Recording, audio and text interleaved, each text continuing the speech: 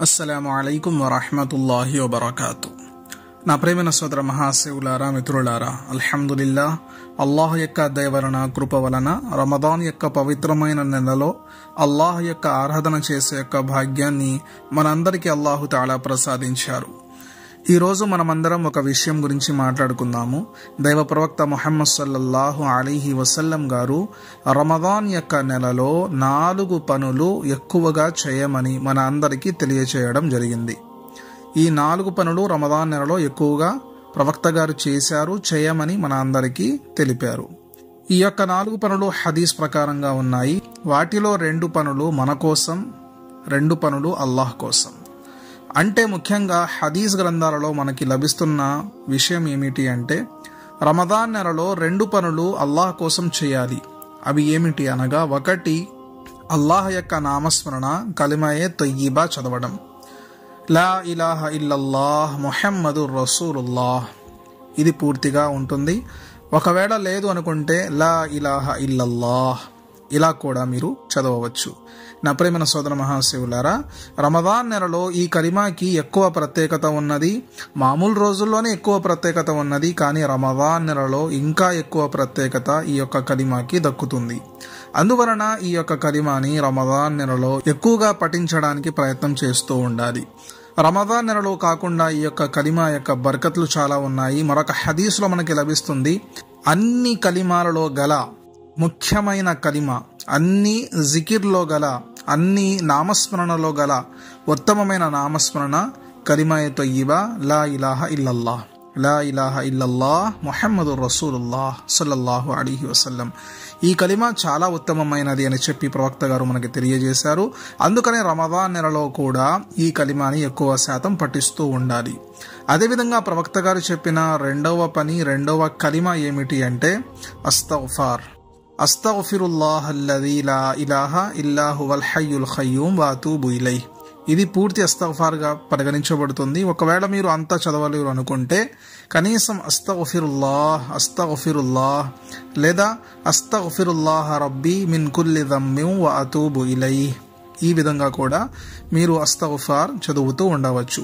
ప్రవక్త గారు తెలిపారు, రమదాన్ నెలలో ఈ కలిమాలు ఎక్కువ శాతం పఠిస్తూ ఉండండి. మీకు ఎంత ఎక్కువగా అవకాశం ఉంటే అంత ఎక్కువగా ఈ కలిమాలు చదువుతూ ఉండాలి. మన యొక్క నోటిపై ఈ విరుదు ఎక్కువ శాతం ఉండాలి.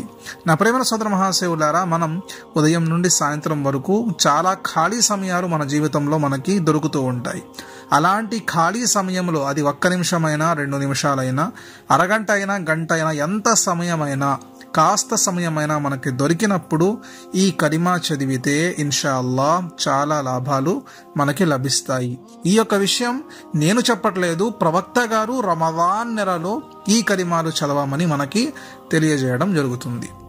అదేవిధంగా 4 పనులలో 2 విషయాలు మీకు తెలిపాను. మరో 2 విషయాలు ఏమిటి అంటే, 1 స్వర్గంని అల్లాహ్తో వేడుకోవడం. మనమందరం కూడా ఇప్పుడైతే భూలోకంలో ఉన్నాము, భూలోకంలో జీవితం సాగిస్తున్నాము, భూలోకంలో మనకు కావాల్సినవన్నీ కూడా సమకూర్చుకున్నాము, అందుకనే ప్రశాంతంగా జీవితం సాగిస్తున్నాము. కానీ మనం చనిపోయిన తర్వాత మన పరిస్థితి ఎక్కడ? ఇప్పుడు ఈరోజు మనం చేసే ప్రతి పుణ్యం కూడా స్వర్గానికి వెళ్ళడానికి ప్రతి మంచి పని కూడా మనం చేస్తూ ఉంటాము. అలాంటప్పుడు ఆ స్వర్గాన్ని అల్లాహ్తో అడగాలి.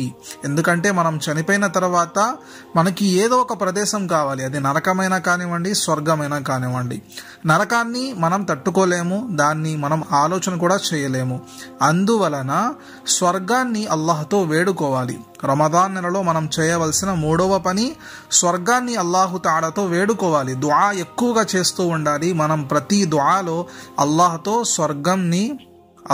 స్వర్గాన్ని వేడుకుంటూ ఉండాలి. ఏ అల్లాహ్, నేను చేసే ఆరాధనలో ఏదన్నా తప్పు ఉంటే నన్ను క్షమించండి, ఆ తప్పులు సరిచేసుకోవడానికి అవకాశం ఇవ్వండి, అదేవిధంగా నాకు స్వర్గాన్ని ప్రసాదించండి అని చెప్పి అల్లాహ్తో ఎక్కువ శాతం దుఆ చేస్తూ ఉండాలి. అదేవిధంగా ప్రవక్త గారు మనకి చెప్పిన 4వ పని నరకం నుండి అల్లాహ్తో విముక్తి కోరాలి. ఎందుకంటే స్వర్గానికైతే అల్లాహ్తో అడుగుతున్నాము, కానీ నరకానికి వెళ్లకుండా అల్లాహ్తో మనం వేడుకుంటే అప్పుడు స్వర్గానికి వెళ్ళడానికి ఎక్కువ అవకాశాలు మనకి లభిస్తాయి. నా ప్రేమైన సోదర మహాశివులారా, నరకంలో ఒక్క అడుగు కూడా మనం పెట్టలేము. ఒక్క అడుగు కాదు కదా, నరకం దగ్గరికి కూడా మనం చేరలేము. అంత కఠినంగా, అంత భయంకరంగా ఉంటుంది నరకం అనేది.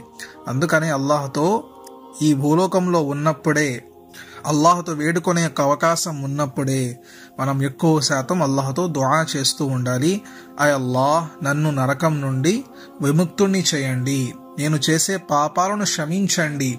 ఎక్కువగా అల్లాహ్తో పాపక్షమాపణ అడుగుతూ ఉండాలి, నరకం నుండి విముక్తి అడుగుతూ ఉండాలి. అదేవిధంగా స్వర్గాన్ని వేడుకుంటూ ఉండాలి. ఓ అల్లాహ్, మాకు స్వర్గాన్ని ప్రసాదించండి. ఎక్కువగా నీ యొక్క నామస్మరణ, నీ యొక్క ఆరాధన చేసి నిన్ను మెప్పించే యొక్క అవకాశాన్ని, భాగ్యాన్ని ప్రసాదించండి అని చెప్పి అల్లాహ్తో దుఆ చేస్తూ ఉండాలి. నా ప్రేమ సోదర మహాశివులారా, ప్రవక్త గారు స్వయంగా చెప్పిన ఈ 4 పనులైతే ఇవే. అందుకనే మనం అందరం కూడా రమదాన్ నెలలో ఈ 4 పనులు ఎక్కువ శాతం చేస్తూ ఉండాలి. అల్లాహు తఆలా మీకు, నాకు, మనందరికి కూడా ఇస్లాం ధర్మంలో అల్లాహ్కి ఇష్టకరమైన మార్గంలో మన యొక్క జీవితాన్ని సాగించే యొక్క మంచి భాగ్యాన్ని ప్రసాదించుగాక. మీకు ఇంకా ఏదన్నా సందేహాలు ఉంటే ఇక్కడ కనిపిస్తున్న వాట్సాప్ నంబర్కి మెసేజ్ చేయవచ్చు. ఇన్షా అల్లాహ్ మీకు తప్పకుండా సమాధానం దొరుకుతుంది. అదేవిధంగా ఎవరైనా మన యొక్క ఛానల్కి సహాయం చేయాలి అనుకుంటే ఇక్కడ కింద సబ్స్క్రైబ్ బటన్ పక్కన జాయిన్ బటన్ అని చెప్పి ఉంటుంది. సో మీరు మన ఇస్లామిక్ ఛానల్లో జాయిన్ అవ్వచ్చు. ఇన్షాల్లా దాని వలన మీరు మన యొక్క ఛానల్కి సపోర్ట్ చేసిన వారు అవుతారు. అస్సలాము అలైకుం వరహ్మతుల్లాహి వబరకాతుహు.